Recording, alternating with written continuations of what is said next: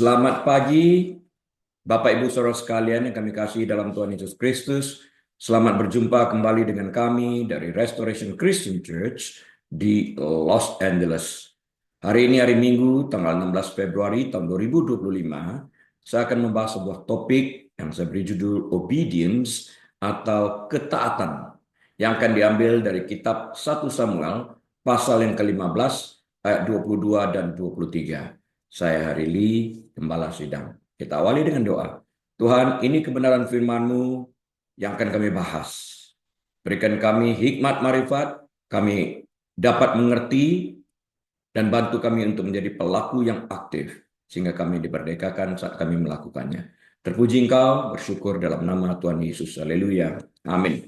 Baik, Bapak Ibu Saudara sekalian, mari kita buka Alkitab kita kepada kitab 1 Samuel, pasal yang ke-15, ayat 22 dan 23. Saya akan bacakan untuk kita sekalian. Tetapi jawab Samuel, apakah Tuhan itu berkenan kepada korban bakaran dan korban sembelihan sama seperti mendengarkan suara Tuhan? Artinya yang mana lebih Tuhan utamakan? Antara ketaatan atau persembahan ini? Kita lihat jawabannya. Sesungguhnya mendengarkan dalam arti taat lebih baik daripada korban sembelihan, memperhatikan lebih baik daripada lemak domba-domba jantan. Sebab alasannya di sini pendurhakaan karena tidak mendengarkan suara Tuhan, maksudnya adalah sama seperti dosa bertenung, berdukunan, dan kedekilan sama seperti menyembah berhala dan terafim. Karena engkau telah menolak firman Tuhan, maka ia telah menolak engkau sebagai raja. Ini dikatakan kepada Saul. Nah, saya bacakan dalam New King James Version-nya ya. Sedikit beda dalam terjemahannya. Nah, so Samuel said, has the Lord as great delight in burnt offerings and sacrifices as in obeying the voice of the Lord? Behold, to obey is better than sacrifice, and to heed than the fat of rams. For rebellion is as the sin of witchcraft, and stubbornness is as iniquity and idolatry. Because you have rejected the word of the Lord, he also has rejected you from being king. Kalau kita lihat di sini, terjemahnya dalam bahasa Indonesia mendengarkan lebih baik daripada korban sembelihan, dikatakan di sini. Dalam bahasa Inggrisnya bukan mendengarkan, tapi ketaatan. To obey is better than sacrifice. Diterjemahkan dalam bahasa Indonesia mendengarkan lebih baik. Taat maksudnya, ketaatan. Itu jauh lebih baik daripada segala persembahan yang ada. Ya, saya mulai dengan sebuah ilustrasi. Seorang jemaat memberitahu pendetanya, gembala sidangnya, bahwa ia akan pergi ke kota suci Yerusalem. Ia menyatakan keinginannya, tujuannya untuk mengunjungi Gunung Sinai. Begini ujarnya kepada sang pendeta, saya berencana mendaki sampai ke puncak Gunung Sinai itu. Dan setelah tiba di sana, saya akan membaca 10 perintah Allah keras-keras. Suara yang lantang. Pria itu mengira perkataannya akan menyenangkan gembala sidangnya, pendetanya. Jadi, ia terkejut saat mendengar tanggapan sang pendeta.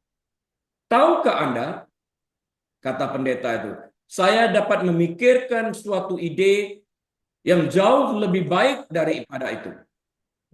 Pria itu menyaut, benarkah Pak Pendeta? Apakah itu? Pendeta itu menjawab tanpa tedeng aling-aling, daripada menempuh perjalanan beribu-ribu kilometer untuk membaca 10 perintah Allah di Gunung Sinai, mengapa Anda tidak tinggal di rumah saja dan menaati 10 perintah tersebut? Allah tentu berharap kita membaca firman-Nya. Namun yang lebih penting, Dia ingin agar kita menaatinya. Oleh karena itu, saat membuka Alkitab setiap hari, seharusnya kita tidak hanya berdoa untuk mendengar atau kita tidak hanya berdoa untuk mendapatkan penerangan supaya dapat memahaminya, tetapi juga kesediaan untuk menaatinya. Mendengar dan melakukan harus berjalan seiring. Harus beriringan. Ketika Saulus mendengarkan Yesus berbicara kepadanya dalam perjalanannya ke Damsyik, ia bertanya seperti yang tertulis dalam kitab Kisah Para Rasul 9 ayat ke-6.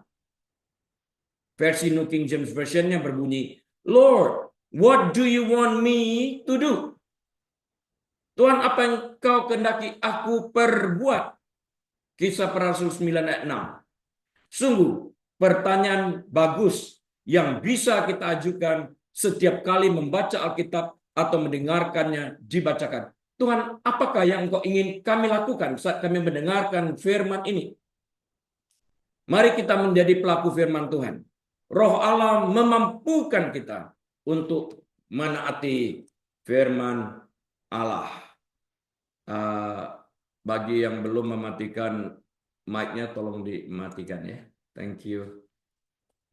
Pagi ini kita akan merenungkan sebuah kata yang seringkali mengandung makna yang berat.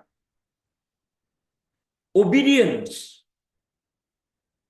Kepatuhan. Bagi sebagian orang, obedience atau kepatuhan ini menggambarkan tentang aturan yang kaku dan mereka merasa kebebasan mereka terkekang. Kenapa sih? Kira-kira begitu.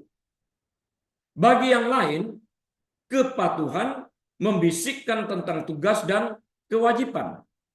Namun pada kesempatan hari ini, saya ingin menyampaikan bahwa kepatuhan sejati adalah melakukan sesuatu berdasarkan kerelaan hati untuk melakukan kehendak Tuhan, dan kepatuhan itu sendiri bukanlah, saya ulang, kepatuhan itu sendiri bukanlah tentang kepatuhan buta. Bukan membabi buta seperti itu, tidak. Tetapi tentang hati yang rela, hati yang selaras dengan suara Tuhan yang penuh dengan cinta kasih. Di dalam hidup ini, banyak sekali peraturan yang harus kita patuhi. Apa saja?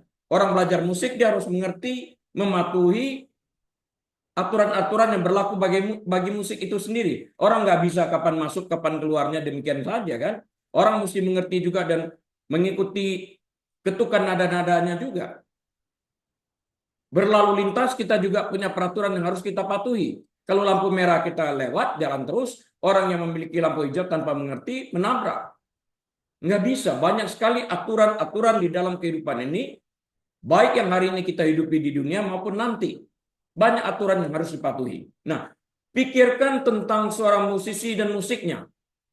Alat musik itu, betapapun indahnya, tetap diam sampai musisi melalui disiplin yang terlatih dan kepatuhan terhadap seni musik menghasilkan melodinya. Dia harus patuh terhadap aturan-aturan itu.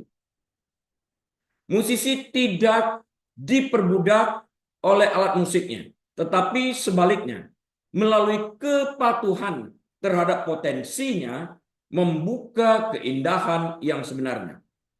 Jangan sampai kita merasa diperbudak karena kita harus mematuhi hukum-hukum yang Tuhan tetapkan di dalam kehidupan ini.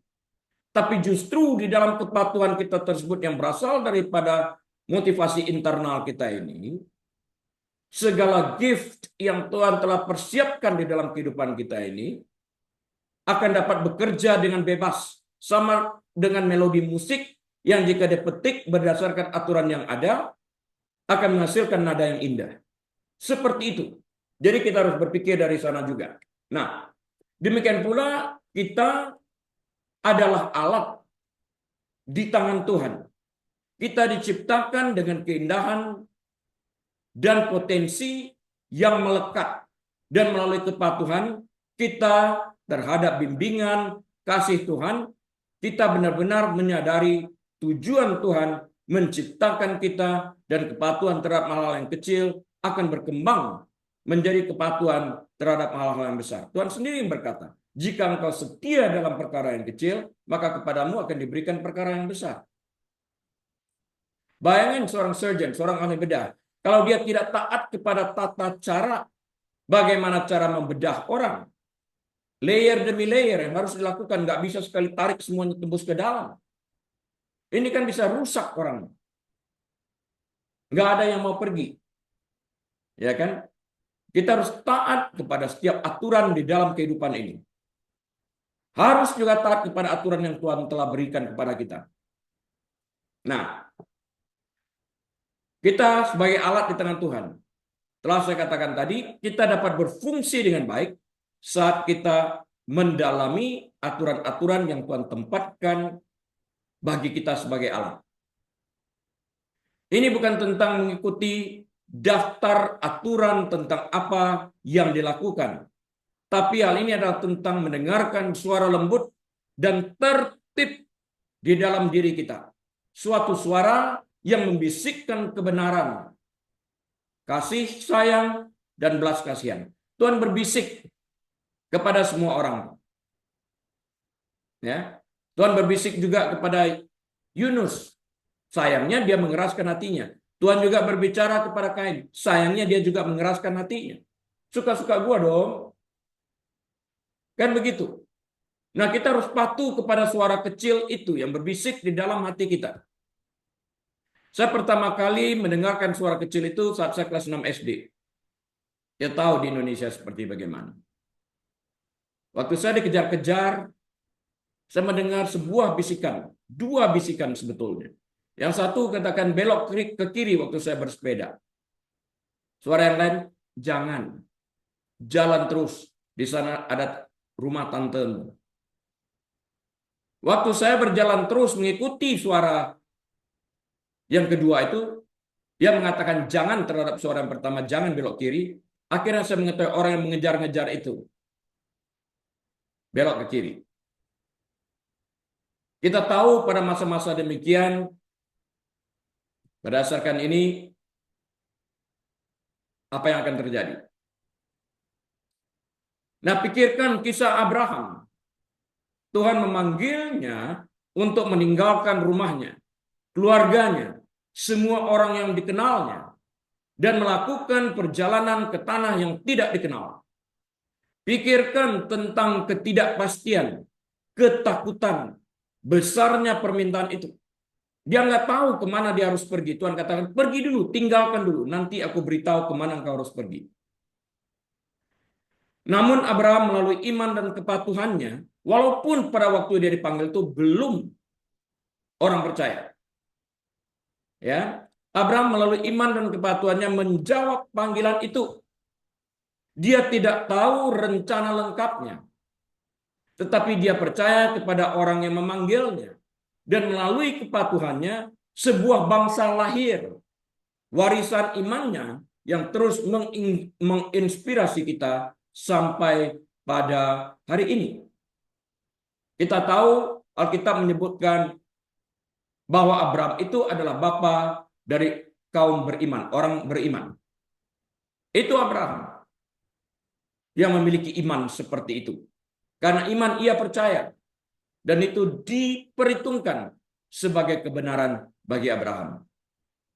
Walaupun usianya sudah lanjut, Tuhan menjanjikan dia mendapatkan keturunan.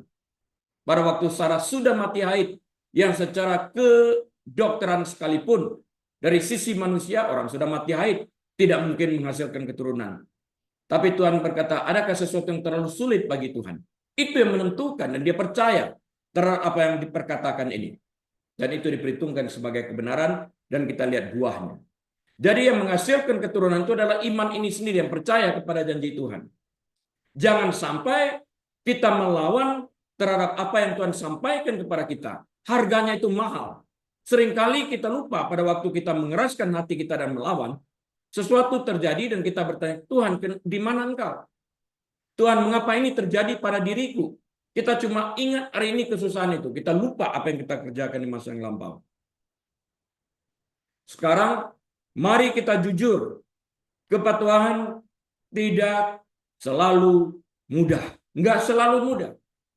Kita manusia. Dan kita bergumul dengan keinginan kita sendiri. Ketakutan kita sendiri. Hati yang kita keraskan.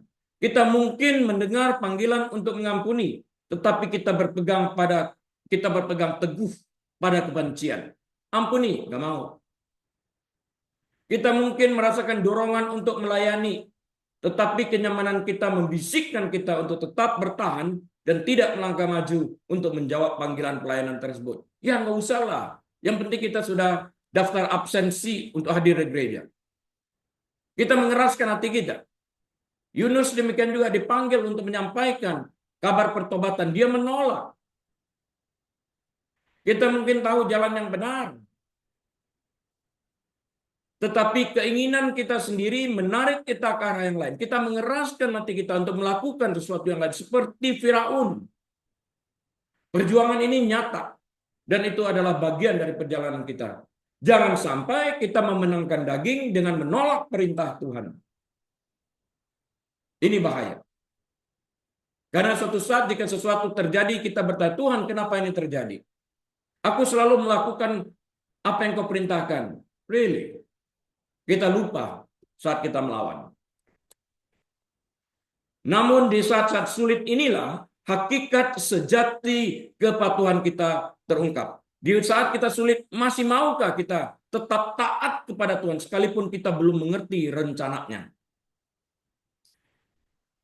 Ini yang dilakukan Yusuf. Sekalipun dia dibuang di sumur kering, sekalipun dia dijadikan budak di tanah Mesir, tapi dia ingat janji Tuhan melalui mimpinya itu dia akan menjadi seorang pemimpin. Andai kata dia tahu journey ini melewati segala sesuatu yang seperti demikian, mungkin dia sudah mundur sebelum pergi. Abraham juga nggak tahu bahwa perjalanannya harus sedemikian rupa, bahwa dia juga harus mengorbankan putra tunggalnya, Ishak. Tapi dia berkata, Tuhan menjanjikan keturunan yang banyak. Jika dia mengambil, dia sanggup menggantikan, memberikan yang lain. Itu iman. Dia percaya kepada apa yang Tuhan janjikan. Namun sekali lagi di saat-saat sulit inilah hakikat sejati kepatuhan kita terungkap. Sulit bagi Abraham itu. Apakah kita membiarkan keinginan kita sendiri menenggelamkan suara kasih Tuhan? Atau melalui doa, refleksi, dan dalam kesadaran penuh, kita memilih untuk menyelaraskan keinginan kita dengan kehendak Tuhan. Kita harus taat kepada suara Tuhan itu, bukan kepada suara hati kita.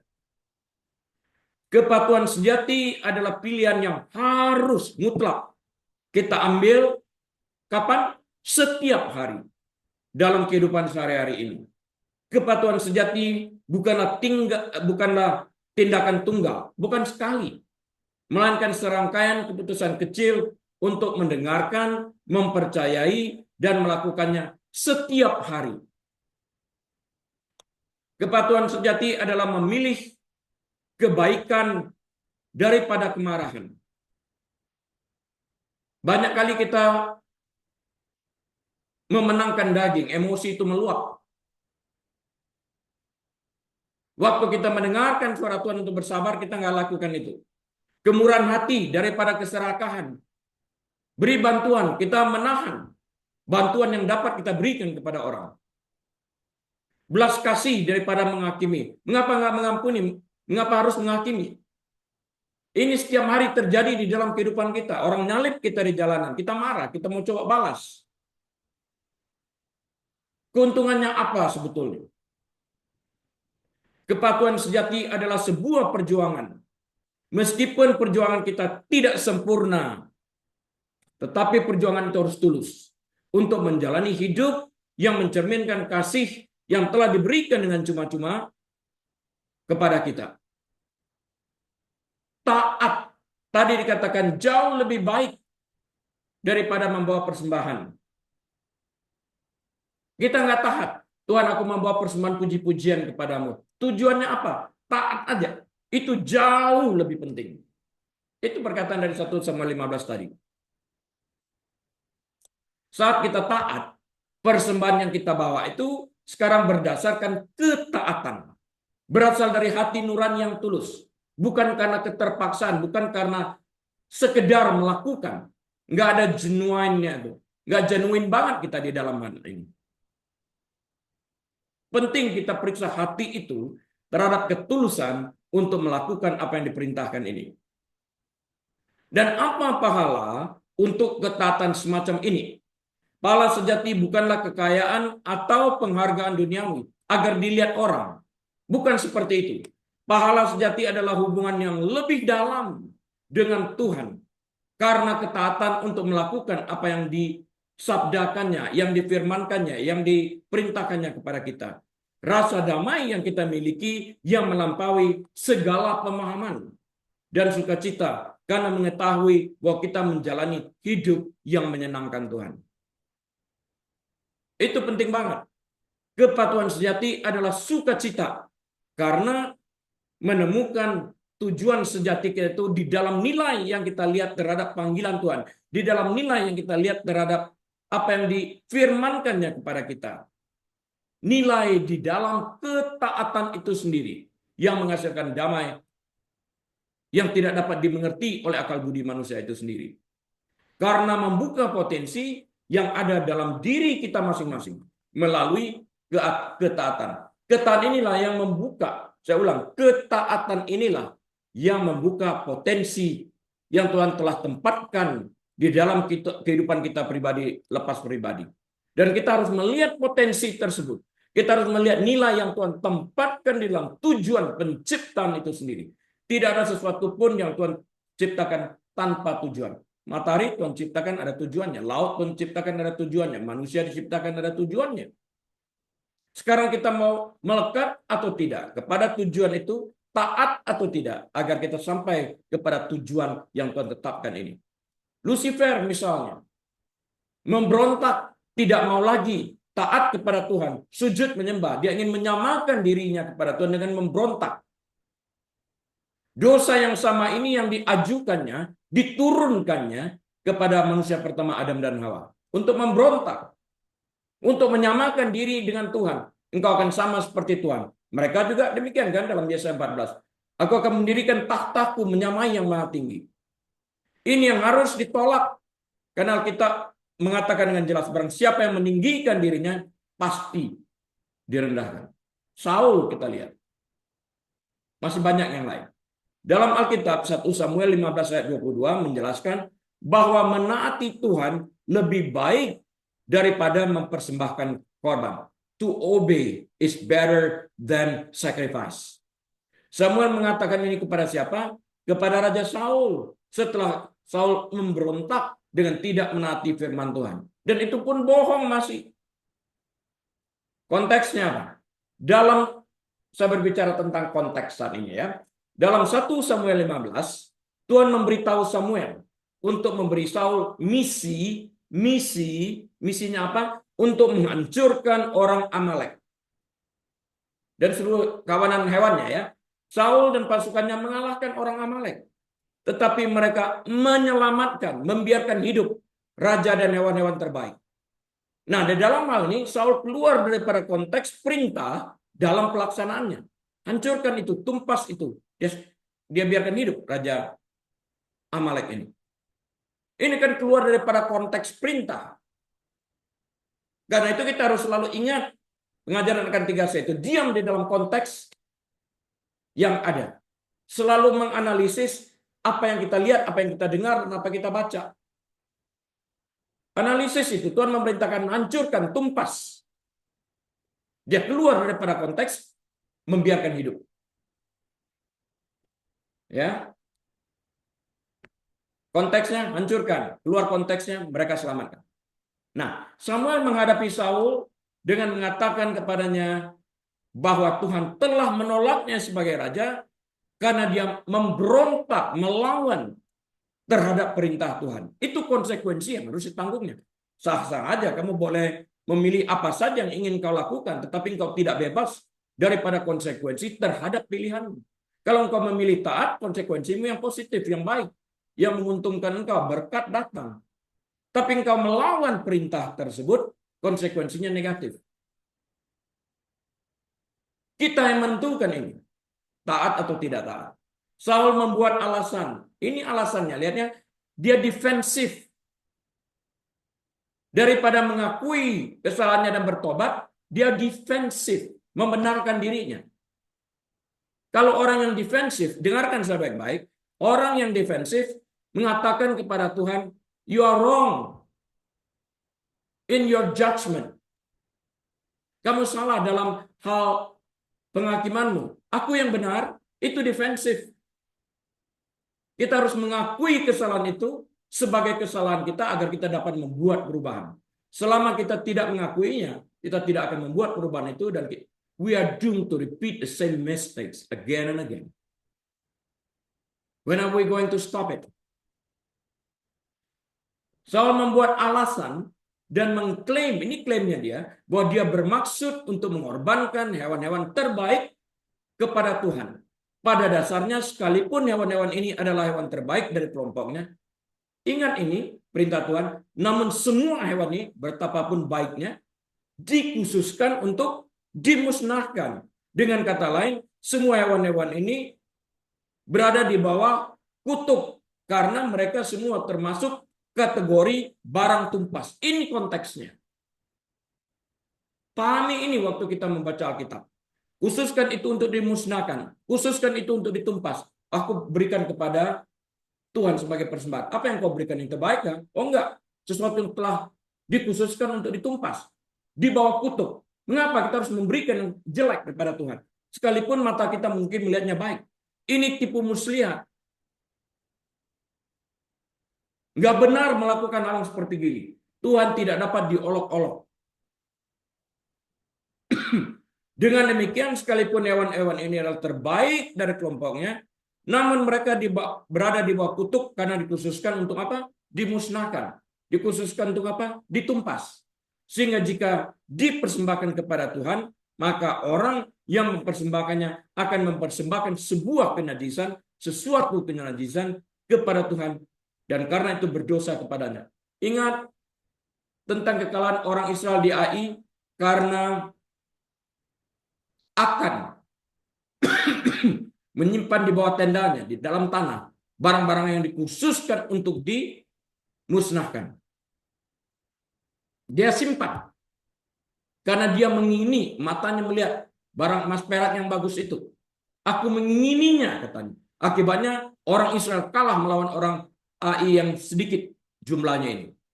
Waktu ditanyakan kepada Tuhan, kamu melanggar perintahku. Engkau menyimpan barang tumpas. Karena kita harus ingat, kalau kita melihat lagi dalam Ulangan 7, 25, 26, semua barang-barang ini, barang-barang penyembahan berhala, dikhususkan untuk, baca itu nanti, dimusnahkan. Jangan sampai bawa masuk itu ke dalam rumah, sehingga engkau ditumpas seperti itu. Jangan membawa sebuah kutukan masuk ke dalam rumah. Saya dari waktu ke waktu bertemu dengan ini, dan saya menyuruh orang yang memilih, karena kalau saya mengatakan ini firmannya begini. Jadi pastor ingin apa? Bukan saya ingin apa. Baca sendiri apa yang dikatakan Alkitab. Ya kita nggak usah fanatik lah. Ini kan cuma perhiasan, barang hiasan, barang antik. Jangan bawa masuk ke dalam rumah. Barang ini berada di mana? Di luar rumah kah? Apa di dalam rumah? Dalam rumah. Bacanya apa? Jangan bawa masuk. Itu pilihannya pada kita masing-masing. Saya tidak akan membuat keputusan bagi Anda. Anda harus membuat keputusan itu sendiri bagi Anda. Karena kalau tidak, firman Tuhan engkau putarkan, engkau balik, engkau twisted. Engkau akan berkata, pastor menghendaki. Ini kan berbeda. Bukan saya yang menghendaki. Tuhan yang mengatakan demikian. Memberontak kepada Tuhan dengan mengubah perintah yang disampaikannya menjadi Tuhan tidak sempurna. Dan Saul telah mengangkat dirinya pada posisi Tuhan dengan merendahkan Tuhan melalui pemberontakan terhadap dirinya. Saul, binatang ini dikhususkan untuk dimusnahkan, untuk ditumpas. Oh enggak, kami mau bawa ini kepada Tuhan sebagai persembahan. Jadi engkau merubah perintah Tuhan ini, Saul. Dengan demikian engkau mengatakan Tuhan tidak tahu mana yang baik ya.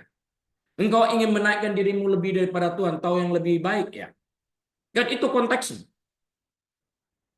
Nah ini salah. Penjelasannya seperti ini ya. Samuel memberitahu Saul bahwa Tuhan menginginkan ketaatan. Bukan upaya untuk memperbaiki perintah Tuhan. Titik. Penjelasan seperti ini, saya ulang. Samuel, Nabi Samuel, memberitahu Raja Saul bahwa Tuhan menginginkan ketaatan.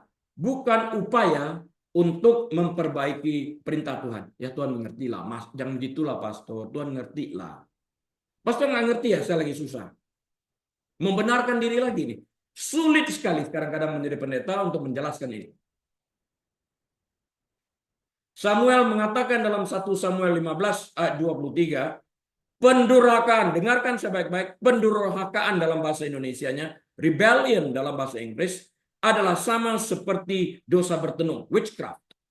Kalau engkau melawan durhaka, memberontak terhadap perintah Tuhan, itu dosa itu diperhitungkan sebagai dosa perdukunan. Ini firman Tuhan, bukan saya. Dan kedekilan, artinya stubbornness, keras kepala, adalah sama seperti menyembah berhala dan terafim.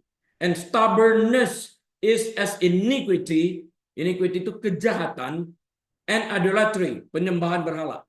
Jadi bagi yang keras kepala hari ini bertobatlah. Itu dosamu diperhitungkan sebagai dosa penyembahan berhala dan terafim. Wamialah begitu. Maksudnya di dalam konteks ini. Karena engkau telah menolak firman Tuhan, karena ini akibat. Engkau telah menolak firman Tuhan, akibatnya maka ia telah menolak engkau sebagai raja. Kalau dia nggak tolak firman Tuhan, dia nggak lawan, yang tetap dia raja, itu pilihan kan pada dia. Kalau Adam dan Hawa tidak makan buah yang dilarang Tuhan, tentu masih hidup. Nggak usah mati, itu kan pilihan.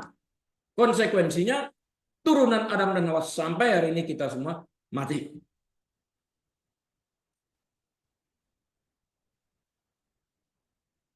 Pelajaran yang kita dapati adalah bahwa orang harus menaati Tuhan daripada mengembangkan solusi mereka sendiri dalam arti bersandar kepada pengertian mereka sendiri. Amsal 3:5-6.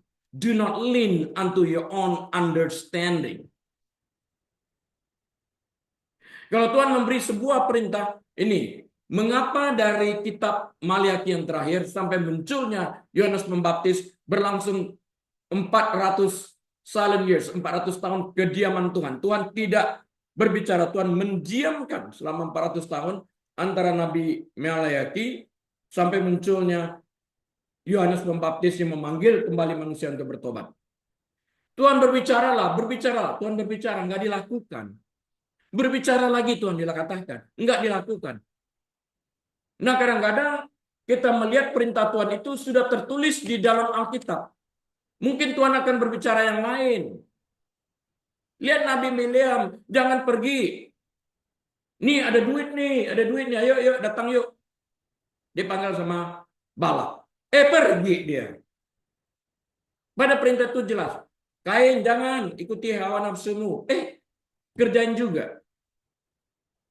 Alkitab katakan jangan. Banyak tertulis. Memangnya Tuhan hanya berbicara kepada orang-orang tertentu?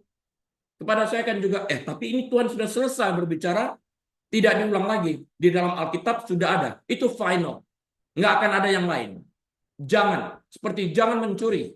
Jangan berzina. Itu final. Nggak ada dirubah. Tidak pernah akan terjadi perubahan. That's it. Ngapain nanya lagi? Itu sudah tertulis. Patuh saja. Tuhan secara khusus telah memerintahkan Saul untuk tinggal di Gilgal, menantikan kedatangan Samuel yang akan mempersembahkan korban dan memberikan pengarahan. 1 Samuel 10 ayat yang ke-8. Tunggu. Allah menguji ketaatan Saul dengan secara sengaja menunda kedatangan Samuel sampai melewati 7 hari yang telah disepakati, yang telah disetujui. Dalam perasaan putus asa seperti yang tertulis dalam 1 Samuel 13 ayat ke-8 dan dengan keangkuhan 1 Samuel 13 ayat ke-9, Saul sendiri langsung secara pribadi mempersembahkan korban yang bertentangan dengan firman Allah. Saul keluar dari konteks perintah Tuhan. Artinya Saul melanggar batasan yang ditetapkan Tuhan. Hei, jangan bawa persembahan. Tunggu. Samuel yang akan membawa persembahan itu. Wah, gua juga bisa. Lihat itu, Miriam, saudara perempuan Musa, bersama dengan Harun. Memangnya Tuhan hanya berbicara kepada Musa aja gitu? Tuhan kan juga berbicara kepada kami. Tidak kusta ya. Musa bilang, jangan Tuhan, please jangan. Adakah orang yang berdosa, dia katakan dalam perumpamaan dengan bapaknya, bebas? Biar 1 minggu dia di luar kemah di sana, setelah itu panggil kembali, dia akan sembuh. Hal yang seperti demikian. Orang mau melakukan kejahatan tapi tidak mau menanggung konsekuensi. Nggak bisa. Konsekuensi itu melekat pada pilihan. Pilihan baik, konsekuensinya baik. Pilihan jelek, konsekuensinya jelek. Nggak ada orang tanam biji durian hasilnya salak. Nggak ada. Belum pernah terjadi. Di sini kita melihat Saul pertama kali tidak menaati Tuhan. Itu terjadi di Gilgal. Tuhan menghentikan dia sebagai raja. Allah menguji ketaatannya ini. Ya, dia langgar. Karena Saul gagal menaati perintah Allah, Samuel memberitahukannya bahwa Allah akan mengambil kerajaan itu darinya. Walaupun Saul tetap bertahta sebagai raja hingga akhir hidupnya, putranya Yonatan tidak akan menaiki tahta sebagai penggantinya. Titik. Selesai sampai di sana. Di sini kita melihat Saul pertama kali tidak menaati Tuhan dan ini terjadi di Gilgal. Ia mempersembahkan korban sendiri daripada menunggu Samuel. Alih-alih mengakui kesalahannya, bertobat, dan berbalik daripada segala kejahatan dan dosanya ini, Saul justru membenarkan dirinya dengan mengatakan seperti yang tertulis dalam 1 Samuel 13 ayat 11 dan 12. Tetapi kata Samuel, apa yang telah kau perbuat? Dia bertanya kepada Saul. Jawab Saul, karena aku melihat rakyat itu, dia salahkan rakyat, berserak-serak, meninggalkan aku, dan engkau tidak datang. Dia salahkan Samuel lagi, pada waktu yang telah ditentukan, padahal orang Filistin telah berkumpul di Mikmas. 12. Maka pikirku, dari tuduh orang tadi, sekarang dia bilang, maka pikirku, sebentar lagi orang Filistin akan menyerang aku di Gilgal. Padahal aku belum memohon belas kasihan Tuhan. Sebab itu aku memberanikan diri dan mempersembahkan korban bakaran. Yang tidak boleh dilakukan oleh orang lain kecuali imam.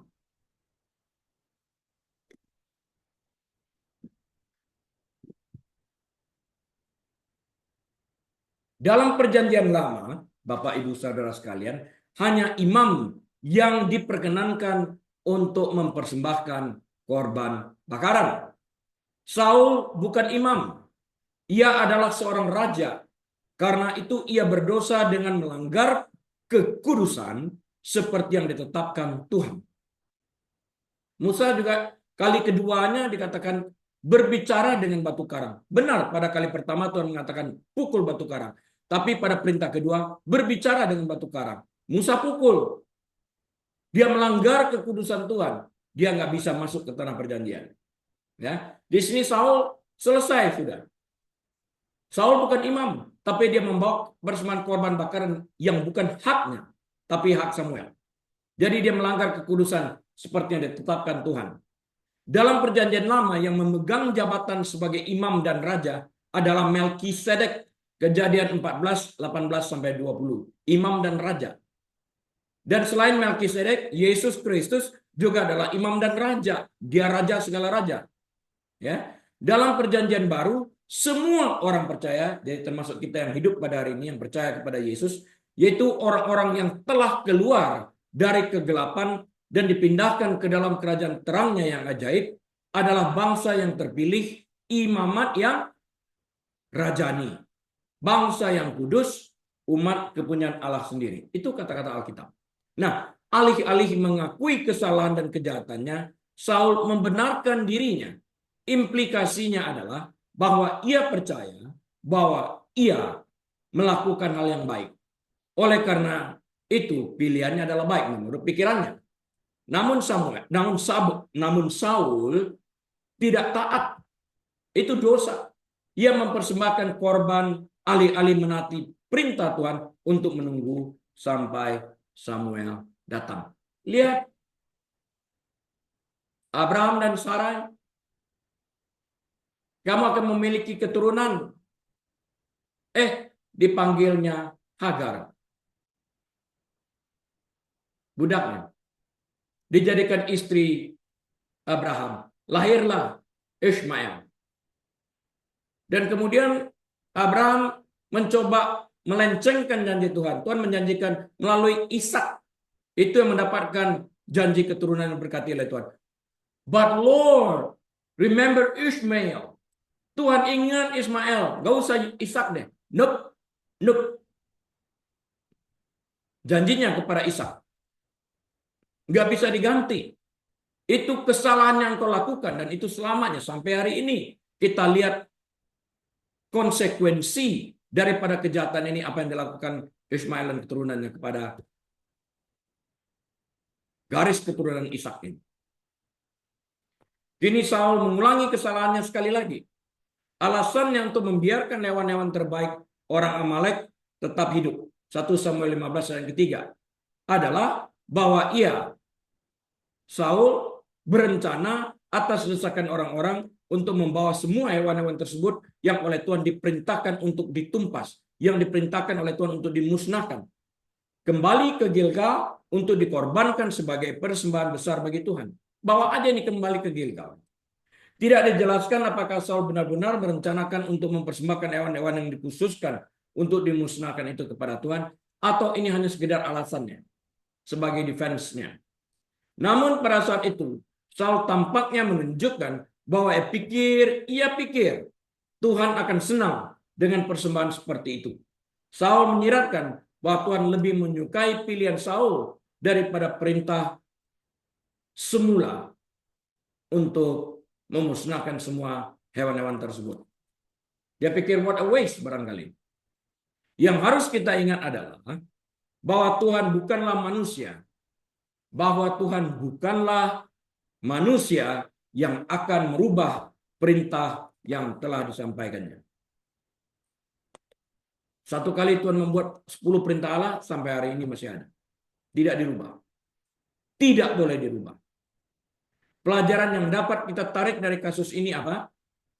Pelajaran yang kita dapat tarik dari kasus ini adalah bahwa Saul memberontak dan ia tidak menaati Allah dan perintah-perintahnya yang jelas.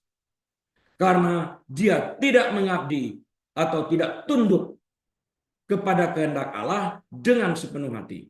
Ia menganggap firman Allah itu baik, tetapi tidak demikian kudus sehingga harus ditaati dalam segala hal.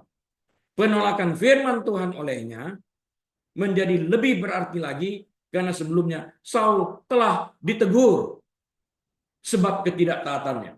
Dalam 1 Samuel 13 ayat 13. Nah, Nabi Samuel maksudnya menjelaskan secara terperinci bahwa taat kepada Tuhan jauh lebih baik daripada korban sembelihan. To obey is better than sacrifice. To obey is better than sacrifice. Dengan bersandar kepada pengertian kita sendiri dan melakukan apa yang kita pandang baik dengan melanggar perintah Tuhan, tidak sopan kepada Tuhan, tidak hormat kepada Tuhan, kita sedang mengirimkan sebuah pesan bahwa kita tahu mana yang lebih baik, dan dengan demikian kita merendahkan Tuhan. Kita ignore secara selektif, kita memilih yang mana kita mau taati dan yang mana kita tidak mau taati. Ini jahat di mata Tuhan. Posisi Saul sebagai raja yang ditunjuk Tuhan tidak serta-merta memberikan ia hak untuk mempersembahkan korban bakaran. Kenapa? Karena ia bukan imam. Ketidaktaatan Saul ini merupakan sikap arogansi. Alkitab jelas dalam hal ini. Barang siapa yang meninggikan dirinya akan direndahkan Tuhan. Dan inilah yang terjadi pada Saul. Roh Allah undur daripada Saul dan kedudukannya sebagai raja diserahkan kepada orang lain yang memiliki hati yang taat. Yaitu siapa? Daud anak Isai. Ya. David the son of Jesse. Bentar ya, saya minum.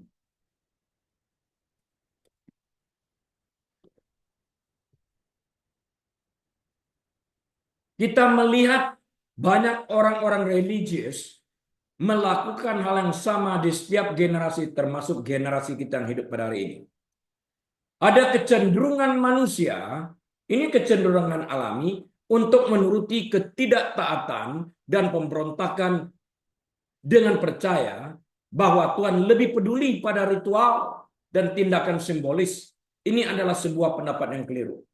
Tuhan senang kok kalau kita membawa persembahan, puji-pujian. Nggak apa-apa kalau kita nggak taat. Salah. Taat itu jauh lebih penting daripada segala macam bentuk persembahan.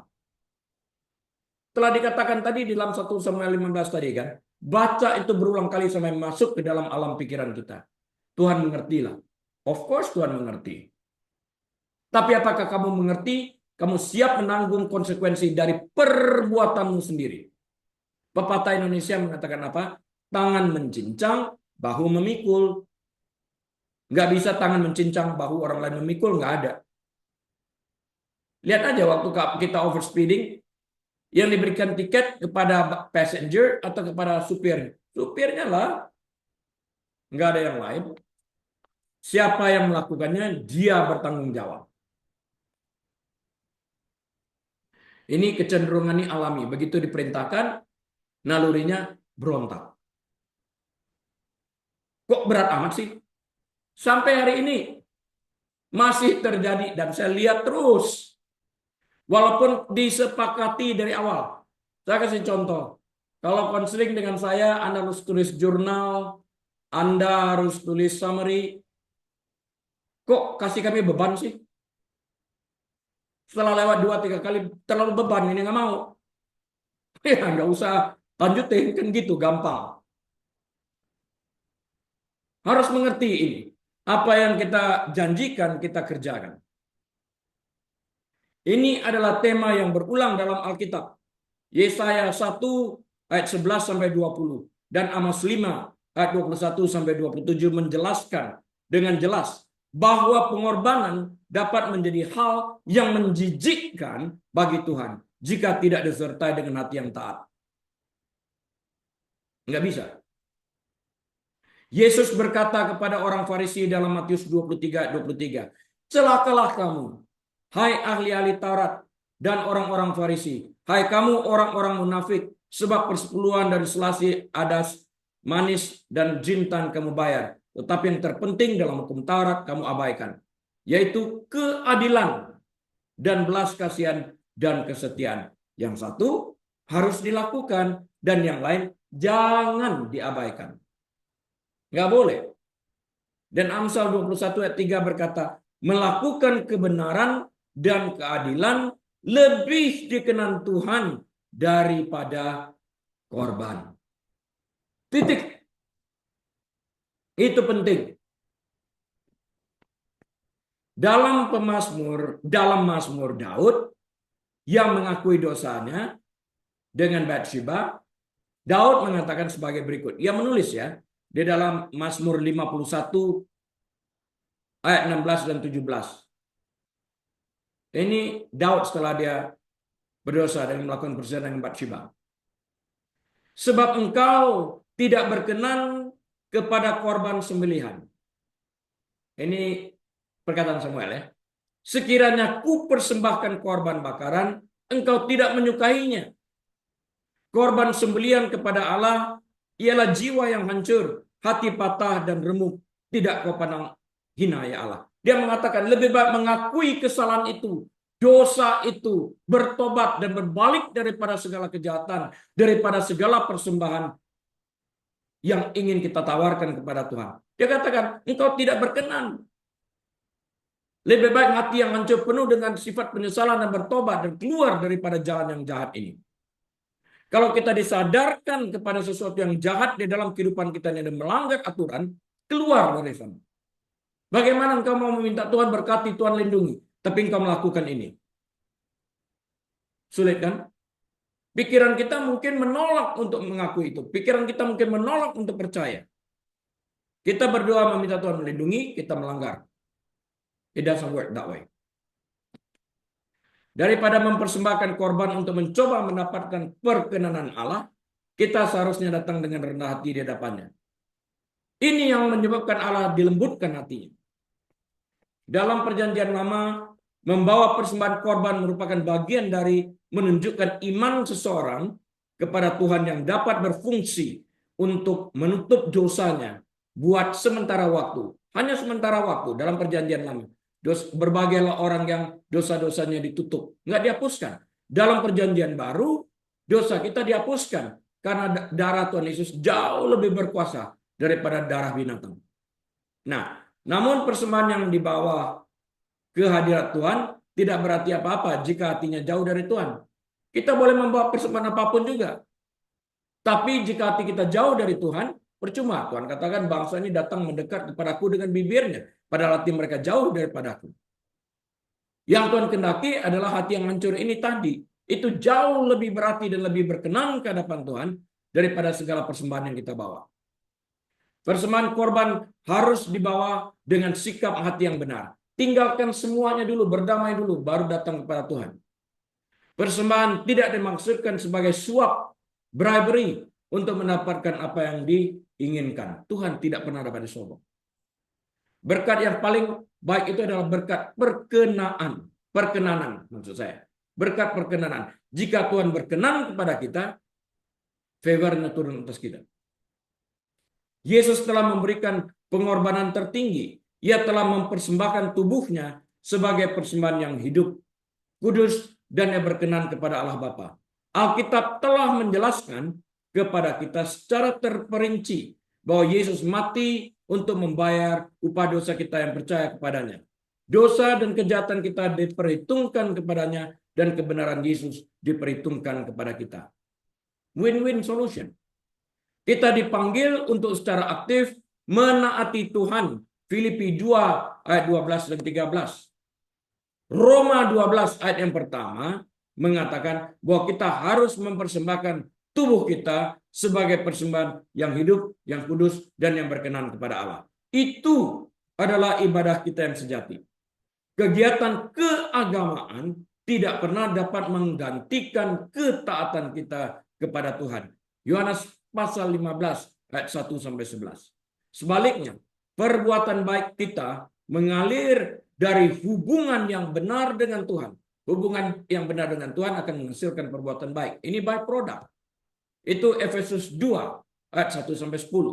Alih-alih membawa korban persembahan untuk menyenangkan Tuhan atau tampak benar di hadapan orang lain, bukti iman yang paling diinginkan, yang paling ingin dilihat Tuhan dalam diri umatnya adalah ketaatan kepada apa yang Dia katakan, terhadap apa yang Dia perintahkan sesuai dengan firman-Nya. Kita nggak dapat mengatakan siapa tahu Tuhan berbicara lain. Enggak. Belajar itu juga dari kasus Balak dengan Bileam. Dalam ajaran Kristen, ketaatan merupakan tema utama yang dipandang sebagai tindakan kasih, iman, dan ketundukan kepada kehendak Tuhan. Ketaatan bukan sekedar mengikuti aturan, melainkan tentang menyelaraskan hati dan tindakan seseorang dengan keinginan Tuhan. Keinginan Tuhan harus di atas keinginan kita. Titik.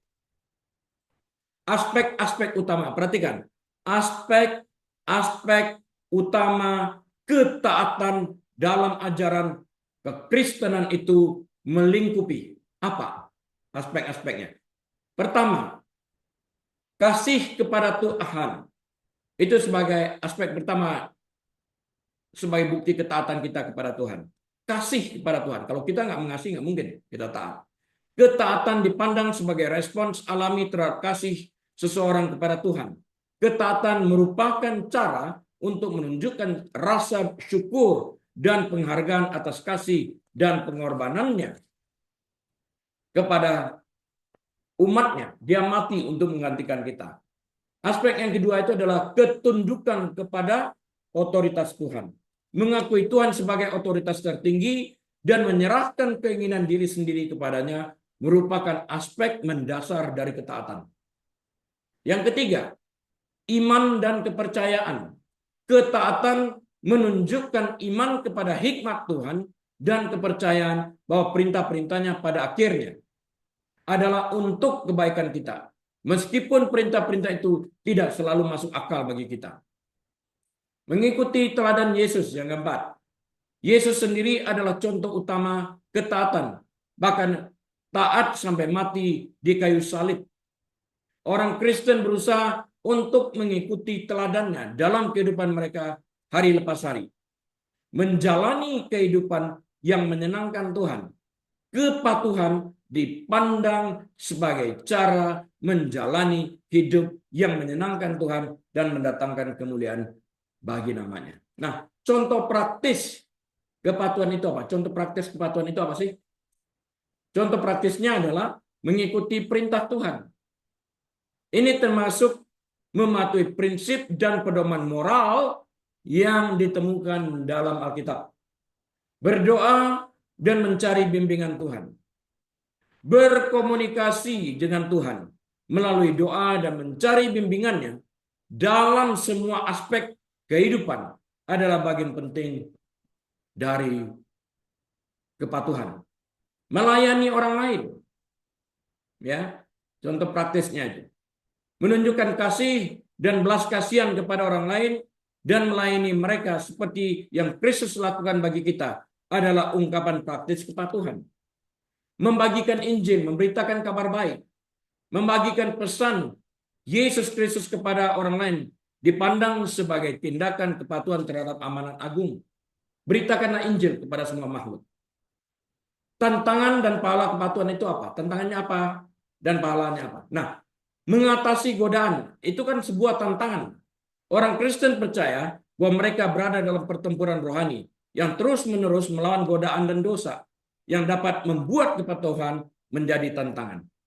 Seringkali mereka memilih daging mereka, mempercayai kasih karunia Tuhan, menyadari bahwa tidak seorang pun dapat mencapai kepatuhan yang sempurna.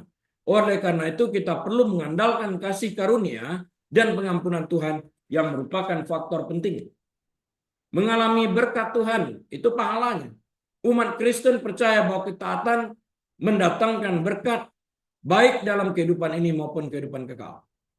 Nah, summary saya apa? Kesimpulan saya dari pengajaran pagi hari ini adalah singkatnya, Bapak Ibu Saudara sekalian, obedience atau ketaatan itu dalam ajaran kekristenan adalah konsep yang memiliki banyak sisi yang melibatkan kasih, iman, penaklukan diri, dan tindakan. Ini adalah perjalanan seumur hidup untuk menyelaraskan keinginan seseorang dengan keinginan Tuhan dan berusaha menjalani kehidupan yang menyenangkan Tuhan. Artinya keinginan Tuhan harus ditempatkan di atas keinginan kita. Artinya daging harus disalibkan agar keinginan Tuhan ini tercapai. Amin. Mari kita tutup dalam doa. Bapa, kami berterima kasih. Kami sudah belajar sebagian daripada kebenaran firman-Mu, yaitu tentang obedience atau ketaatan. Bantu kami untuk menjadi pelaku yang aktif, sehingga kami dapat menyenangkan hati-Mu. Jemaat yang dikasihi Tuhan, mari angkat kedua tangan kita, buka pintu hati kita selebar-lebarnya, terimalah berkat Tuhan. Tuhan memberkati engkau dan melindungi engkau. Tuhan menyinari engkau dengan wajah-Nya dan memberi engkau kasih karunia. Tuhan menghadapkan wajah-Nya kepadamu dan memberi engkau damai sejahtera. Tuhan membuat engkau menjadi kepala, bukan ekor. Tuhan menyebabkan engkau naik dan tidak turun. Diberkati engkau saat engkau masuk, diberkati engkau saat engkau keluar. Diberkati bakulmu, diberkati tempat adonanmu, diberkati kandunganmu, diberkati anak cucumu, diberkati kesehatanmu, diberkati rumah tanggamu, diberkati pekerjaanmu, diberkati pelayananmu, diberkati kesehatanmu. Apapun yang kau kerjakan dengan kedua tanganmu, Tuhan membuat engkau berhasil agar namanya dipermuliakan. Biarlah kita boleh membuka lembaran waktu kita pada hari ini dengan hati penuh dengan ucapan syukur dan terima kasih. Dengan hikmat marifat daripada Allah Bapa, damai sejahtera dari Tuhan kita Yesus Kristus, dalam persekutuan yang manis dan erat bersama dengan Tuhan Allah Roh Kudus, saat ini sampai selama-lamanya. Yesus Tuhan datang kali keduanya, menjemput semua kita yang percaya kepadanya. Haleluya, semua umat Tuhan yang percaya berkata, amin. Baik Bapak Ibu Saudara sekalian, atas izin Tuhan kita akan berjumpa kembali pada kesempatan mendatang. Sementara itu, mari kita belajar taat. Tuhan Yesus memberkati. Shalom.